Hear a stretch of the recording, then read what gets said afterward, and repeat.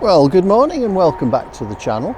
I'm where I was last week and I make no apologies for it because there are very few places I can go at this point in time, and that's probably true of most of us. So I'm out walking up this high hill as I did last weekend, and I brought the macro lens again with me. What I'm hoping to do today is just to get some more nice macro images. So let's pursue, let's have a go, and let's see what we can find. The first shot, I've chosen this little tiny twig sticking up out of the ground here in the middle of the forest, and it's just here. You can just about see it in front of my finger, and it's only about 6-7 feet tall. It's covered in dead birch leaves, which are a nice golden brown. There isn't much wind, and I've got the 90mm macro lens on, and what I'm hoping to do is, if I spin you round, I'm hoping to get quite close in on this such that here we have the trees in the background out of focus, because I'm only using f10, which is giving me enough depth of field to get all of the leaves and the branches in this little twig in focus. And you can see from the red focus peaking, that's all nicely highlighted to show that it's perfectly focused. And the trees in the background are nicely out of focus, sort of giving it a depth, and it also bringing to the fore the actual subject, which is the little branch sticking up here with the leaves on. So I've got ISO 400 set. I'm going to go to ISO 500 because there's a tiny bit of breeze, and I'm only at a 50th of a second f10. I might come down a little bit, f9, f8, 80th of a second. Let's get that shot. That looks quite nice, and I've been using the geared head here because I find the fine tuning that gives me, as you can see, really allows me just to configure that shot just as I want it. And it's nice the way the right hand side's actually been framed by this half barked tree. The rest's out of the frame, and this one's just leaning in, and then the foreground is the object in focus, which is obviously the little branch sticking up. So 2-second timer, 80th of a second, f8. Let's get that, and luckily absolutely no wind at the moment. I've wound the ISO up to get a higher shutter speed as well as a smaller aperture to get the depth of field that I want. Let's just have a quick look at that and zoom in, and yeah, that looks pretty damn sharp to me. There is evidence of noise in the darker areas, which isn't a problem because I'll probably use topaz denoise and remove that later, which I found an absolutely invaluable tool. Yes, as I said, topaz denoise. I invested in it last year, and it's going from strength to strength every time they release another update, which is quite frequently. I find the quality of the images that I'm getting back, even relatively noisy images. I've even been able to recover images that I took on an old Nikon D1 back in the early noughties, which only had about a 4 megapixel sensor on it, and in some of the images there's quite a bit of noise, and I managed to clean them up. I'd never have been able to have done that without that software. So that's the first image. Well, as you can see from how low I've got the camera to the ground, it's about maybe a metre and a bit off the ground. I found the composition that works really quite nicely for me. There's these trees here, fascinating, slight amount of moss on them, some really textured bark, and then this one that's, I think it's the same tree, it's just formed into two pieces, but the further of the two away has got this fascinating series of branches coming off, and over there they look to be pretty dead, but they're coming off quite low down, whereas the main trunk carries on a long way up and then the branches break away from it. But in the foreground I've got this series of roots down here, so I'll pull you down a bit on the ground in front of the camera. If I can get this to flip downwards, yes, there it goes. We've got these series of roots that have been exposed leading into the picture, and then we've got this rather mossy covered, algae covered, looks like. I think it's a birch tree coming up in the frame as well. And how I frame that, if I show you the back of the camera, I've got the branches leading in towards this birch tree that's going off towards the right hand side of the screen, and I'm using diagonals. I've got diagonals of the branches or the roots coming in here, and I've got the tree heading towards this corner. I can't quite get it where I want it. I'd rather it went off in this direction, but I think it would look a bit distorted if I managed to alter the angle to make that happen. And then I've got this further tree here with the really textured branches coming up and forming into the right or the left hand corner here, and I think that's making for quite a nice image. So ISO 100 f13, the wind stopped.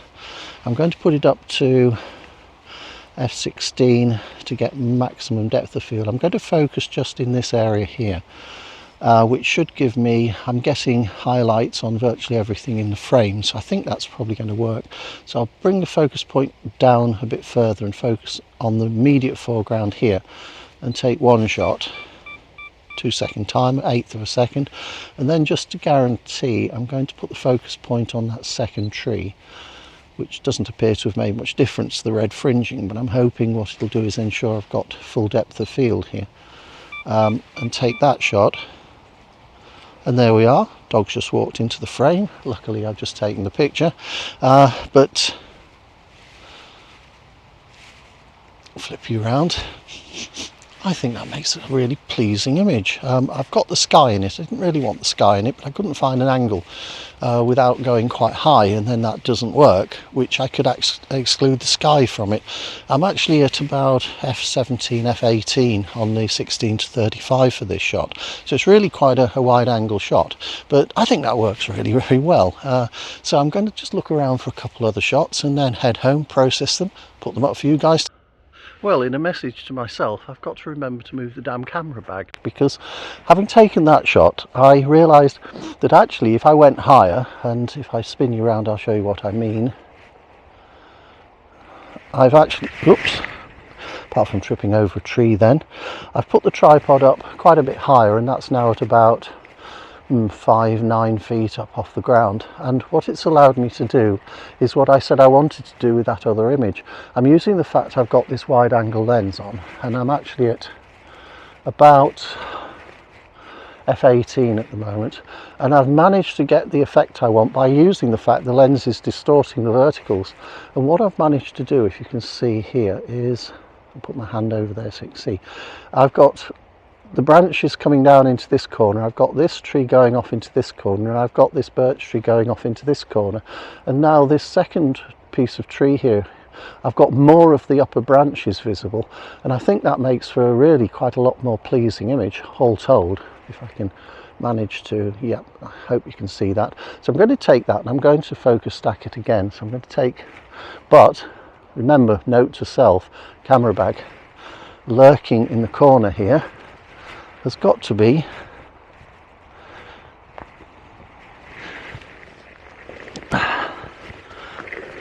unceremoniously dragged out of the way,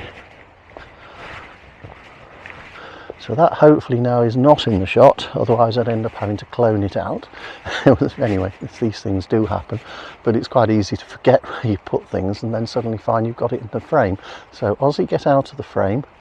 I've got 1/3 of a second at f16. I'm going to come down to f11 and hope to get a sharper shot here. So I'm going to focus initially about 1 meter in front of the tripod here. Then I'm going to take a second shot focused on the middle ground, which is the area right next to this birch tree here. So I'm focusing there. I know the red highlights are showing, but I don't completely trust them to be perfect focus other than close focus. So I'm going to now set the focus point up on the branches of the second part of the tree, which is there, the focus point's where my finger's pointing. So that set of 3 images at f11, it's absolutely silent here. There's tiny movement of air, but you'd hardly even call it a breeze. And we'll look at that image. And, oops, it started to, is it raining or sleeting? I'm not sure. There's the image. I think that is quite a nice image. I really like that. That's really quite pleasing. And you can see the way the distortion of the verticals caused by tilting the camera lens down at such a relative angle. Oh, it is sleet. I'm seeing it bouncing off the camera now, and it's getting heavier. and you might even be able to hear it on the microphone. But I like that image, so let's hope for a nice sleet shower and I might get a better image, even better than this one. So spin you around. I'm pleased with that. That is a lovely, lovely image. I really am very pleased with it. So I'll put it up in a minute, you can have a look at it, and I'll see what else we can get. Well, for those of you that follow the channel regularly will know that I'm a great advocate of these geared heads, and I've got the geared head actually on the centre column. Normally I have it on a little spacer. I'll spin you around and show you what I mean. I've got the 2-section centre column in the Surrey tripod, and as you can see there's only 1.5 of the main legs extended, and I'm still above eye level. My eye level's here, and the eyepiece on the camera is another 4 or 5 inches higher, and I've got 2 sections of extension here with the geared head mounted on top. But my biggest thing with the geared head, I can spin you around, the geared head just allows you to, it slows you down. A ball head you can just quickly move it, lock it in place, and then unlock it and move it, which is fine for some things, but I find really the geared head works much better for me, because yes, I can move it relatively quickly. If I spin you around I can show you what I mean. The outer rings on here, if I take the horizontal one, they've each got one on, but if I take the horizontal one and pull it against the spring, I can just rotate the whole thing and then drop that, release that spring-loaded mechanism, and then make the fine adjustments using the rotating knob, which obviously is the gear of the geared head part. And each of those has got that functionality on it. So release the outer and then use the inner knob part to make the fine adjustments. And it just allows me to just set these shots up absolutely to the millimetre, and I mean literally to the millimetre. And I find slowing me down like that makes me more contemplative about what I'm trying to get. And with the first of the 2 images I've just taken, it just seemed to be lacking something. It didn't work for me because the birch tree that was going off towards the right hand corner didn't reach the corner, and it just left you wanting that it should, or at least it did for me. Leave your comments in the section below. I'll be interested to see what your opinions are between the 2 shots.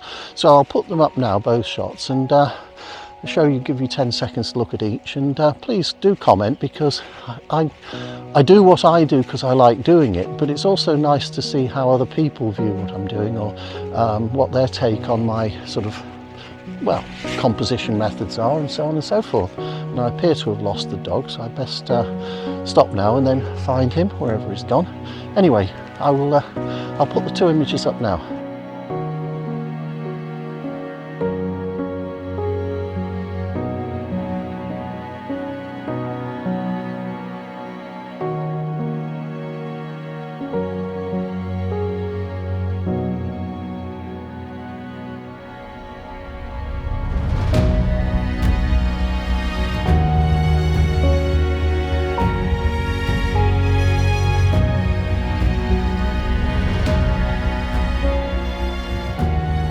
Thank you very much for watching the video. If you liked it, please give it a thumbs up and consider subscribing to my channel, and click the notification icon and the bell, and you'll be able to be notified when I upload new videos.